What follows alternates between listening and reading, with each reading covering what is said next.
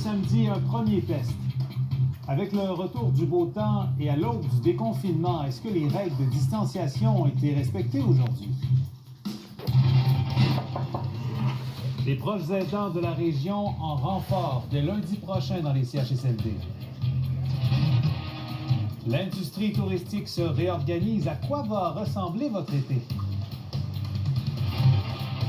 Et un défi modifié cette année pour les demoiselles, mais avec le même dépassement de soi.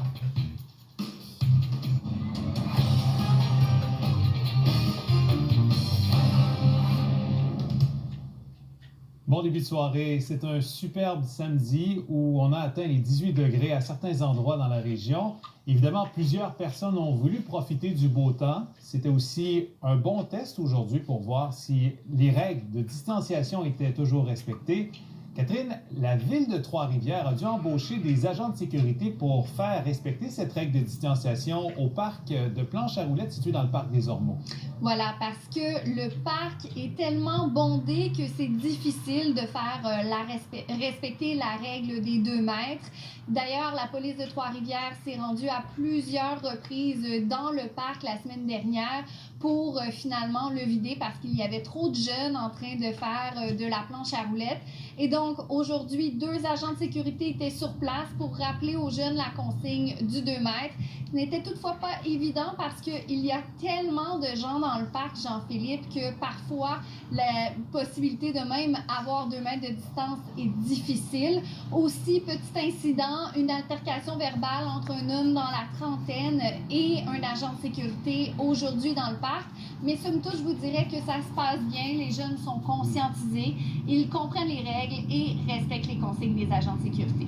C'était assez prévisible aujourd'hui. Premièrement, là, à cause du fake news, la style de radio de marde là, premièrement, l'agent de sécurité, là, je vais vous le jure, sa tête de ma mère, là, c'est une fille, man. La fille, c'est une nasty de folle. Il y en avait 3, là, il y en a 2 autres, j'ai rien à dire contre eux, ils faisaient leur job.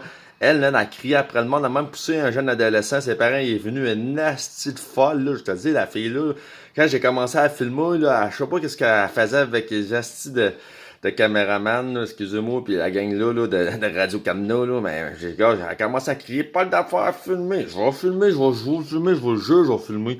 Puis j'ai continué, puis je te dis, elle était folle totale à faire, elle criait après les jeunes dans n'importe... Ah, c'était incroyable. Fait qu'encore la preuve que les radios crasses fait un fake news parce que je me suis pas pogné avec un agent de sécurité. C'est elle qui est venue crier après moi. J'ai le doigt, un doigt acquis qui est filmé. La Constitution canadienne permet de filmer, fait que fuck Radio-Canada encore avec les astis de propagande. Fait juste ça mentir les astis là. Puis après ça, vous venez dire que c'est moi le problème.